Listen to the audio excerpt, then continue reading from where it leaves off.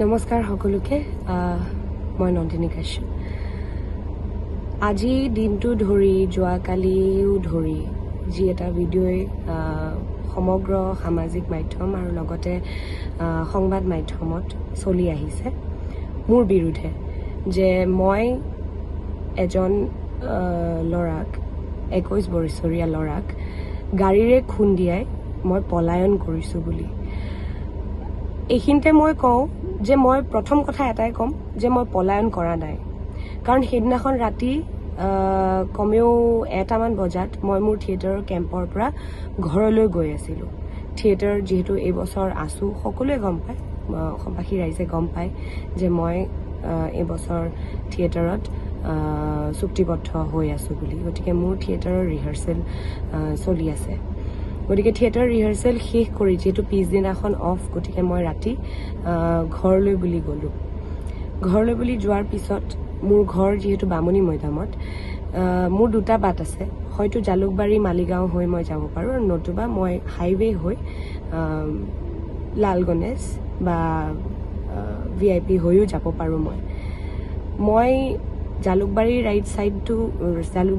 জালুকবাৰীৰ সাইডটো মই এইটো কাৰণে নললো কাৰণ কিয় হিফালে ব্ৰিজ বনাই আছে কনষ্ট্ৰাকশন চলি আছে গতিকে কনষ্ট্ৰাকশনৰ কাৰণে তেওঁলোকৰ সুবিধাৰ বাবে তেওঁলোকে ৰাস্তাবোৰ কেতিয়াবা ব্লক কৰে আৰু ৰাতি বহুত দেৰি ফচিবলগীয়া হয় আৰু যেহেতু মই নিজে ড্ৰাইভ কৰি গৈ আছিলোঁ মই সেই বাটটো নলৈ মই হাইৱেটো লৈছিলোঁ মই ভাবিলোঁ এই ৰাস্তাটো খোলা হয় মই ঘৰ সোনকালে পামগৈ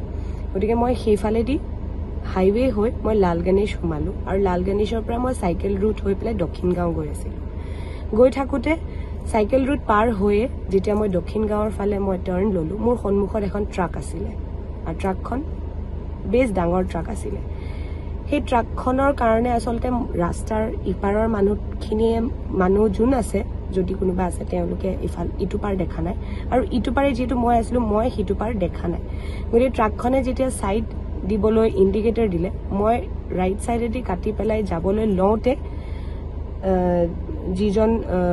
ল'ৰা আহত হৈছে তেখেত স্কুটিখন লৈ হঠাৎ ওলাই আহিছিলে গতিকে তেখেতেও মোক দেখা নাই আৰু ময়ো তেখেতক দেখা নাই গতিকে পুলিচে ইনভেষ্টিগেশ্যন কৰাৰ মতে এইটো এটা প্ৰকৃত এক্সিডেণ্ট আৰু এক্সিডেণ্ট কেতিয়াও কোনেও জানি বুজি নকৰে কেতিয়াও নকৰে না মই তেখেতক চিনি পাওঁ না তেখেতে মোক চিনি পায় সেই ৰাতি তেতিয়া বাজিছিলে কমেও 2-3টা বজাত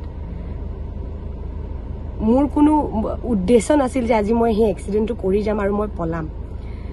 সেইটো হোৱাৰ পিছত মোৰ গাড়ীখনৰ পিকআপটো কমি গৈছিলে সেই এক্সিডেণ্টটো হোৱাৰ পিছত মোৰ গাড়ীখনৰ পিকআপ কমি গৈছে মোৰ গাড়ীৰ পিছফালে যেহেতু আৰু গাড়ী আছিলে মই গাড়ীখন ছাইডত নি ৰখাইছোঁ তাত ৰৈছোঁ মই সেই ৰোৱা সময়খিনিত কিন্তু তাত ট্ৰাকৰ ড্ৰাইভাৰকেইটাৰ বাহিৰে বা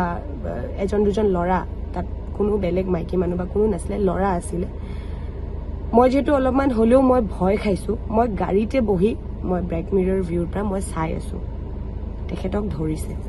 তাৰপিছত মই আৰক্ষী বিষয়াক ফোন কৰিছোঁ পুলিচ থানাত মই ফোন কৰিছোঁ আৰু মই জনাইছোঁ তেওঁলোকক যে এনেকৈ তেনেকৈ হৈছে গতিকে মই যদি পলালোহেঁতেন হয়তো মই আৰক্ষীক নিজে মই ফোন নকৰিলোঁ হয় গ'ল কথা গ'ল দুজন ল'ৰাই মোৰ পিছা কৰিছে বুলি মই গম নাপাওঁ তেওঁলোকে পিছে পিছে আহি মোক খেদি খেদি ভিডিঅ' কৰিছে ভিডিঅ' কৰি যে মানে মোৰ এনেকুৱা ফিল হৈছিলে যে যদি মই ল'ৰা হ'লেহেঁতেন হয়তো তেওঁলোকে মোক তাত মাৰিবলৈ খেদি অহা নিচিনাকৈ আহিছে মোক তাৰমানে গতিকে এগৰাকী ছোৱালী হৈ মইতো তাত যুঁজিব যাব নোৱাৰোঁ ল'ৰাখিনিৰ মাজত আৰু কোনো ধৰণৰ এইটো যুক্তিসংগত কথাও নহয় যে এজনী ছোৱালীয়ে তেনেকৈ ৰাতি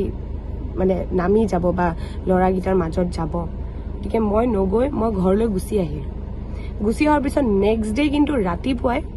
মই গৈছোঁ মোৰ দেউতাক লৈ দিছপুৰ থানালৈ মই গৈছোঁ মোৰ এক্সিডেণ্ট হোৱা গাড়ীখনো লৈ গৈছোঁ তাত লৈ গৈ তেওঁলোকৰ লগত কথা বতৰা পাতি তেওঁলোকে মোৰ গাড়ীৰ কাগজ পাতি চব জেৰক্স লৈছে যি ফৰ্মেলিটিজ আছে চব কৰিছে তেওঁলোকে মোৰ গাড়ী চাইছে চাই মেলি তেওঁলোকে গোটেইখিনি ইনভেষ্টিগেশ্যন যি কৰিব লাগে গোটেইখিনি কৰিছে কৰি মেলি তেওঁলোকে এইটোৱে কৈছে যে এইটো এটা এক্সিডেণ্ট এইটো না আপোনাৰ দুখ আছে না তেখেতৰ দুখ আছে গতিকে তথাপিও আপোনালোকে মিলামিচি লওক কথা পাতি লওক তেতিয়া মই তেওঁলোকক এটাই কথা কৈছোঁ যে যেহেতু মোৰ গাড়ীৰ লগত তেওঁৰ এক্সিডেণ্ট হৈছে মোৰ গাড়ীৰো ক্ষতি হৈছে মোৰ গাড়ী এতিয়া থিয়েটাৰত মই আছোঁ মোৰ অহা যোৱা খুব অসুবিধা হৈছে কাৰণ গাড়ীখনৰ তেনেকুৱা এটা অৱস্থা হ'ল গাড়ীখনৰ বহুতখিনিয়ে ক্ষতি হৈছে সেই গাড়ীখন বনাবলৈ যাওঁতেও মোৰো খৰচা এটা আছে তথাপিও তেখেত যিহেতু সৰু ল'ৰা গতিকে মই তেখেতক কৈছোঁ যে তেখেতক মই সহায় কৰিবলৈ মই আছোঁ মই এই কথাখিনি মই আৰক্ষী বিষয়াসকলৰ আগত মই কৈ আহিছোঁ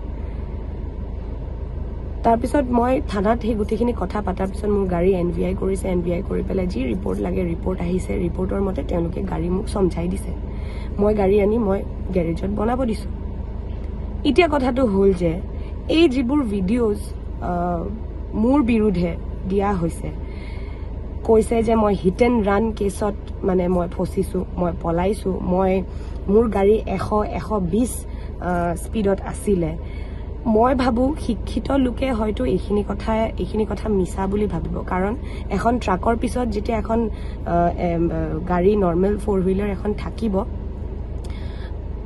সেই গাড়ীখনৰ স্পীড 100টো হ'ব নোৱাৰে তাৰ মানে কেতিয়াও হ'ব নোৱাৰে গতিকে মই চলাই আছো বুলি মই কথাটো কোৱা নাই সেই সময়টোত মই আছিলোঁ গাড়ীখনত গতিকে মই ফিজিক্যালি মই চাই আছিলোঁ ষ্টেবল মাইণ্ডত তাৰ মানে আৰু কৈছে মোৰ গাড়ীত মদ পাইছে কোনো ধৰণৰ তেনেকৈ কোনো মোৰ গাড়ী চাবলৈই অহা নাই তেওঁলোকে আপোনালোকে হয়তো ভিডিঅ'টোত দেখিছে তেওঁলোকে মুখে ভিডিঅ' কৰিছে মোৰ গাড়ীখনক কিন্তু ভিডিঅ' কৰা নাই বা গাড়ীখনে যে খুন্দিয়াইছে সেইটোৰ প্ৰুফ কিন্তু তেওঁলোকৰ ওচৰত একো নাই অকল মোৰ নাম্বাৰ প্লেটটো আছে কিন্তু নাম্বাৰ প্লেটটো তেওঁলোকে যি ভিডিঅ' কৰিছে তাৰে পিছফালটোহে দেখাইছে গতিকে মই বেছি কথা একো নকওঁ মই জাষ্ট আপোনালোকক এটাই কথা ক'ব বিচাৰিছোঁ যে মই এগৰাকী অভিনেত্ৰী বুলি বা এগৰাকী ছোৱালী বুলি ইমান টাৰ্গেট নকৰিব মই যিখিনি কৰিবলগীয়া আছে মই কৰি আছোঁ মই থাকিব নোৱাৰোঁ মই থিয়েটাৰত আছোঁ ব্যস্ত আছোঁ মই যিহেতু থাকিব নোৱাৰোঁ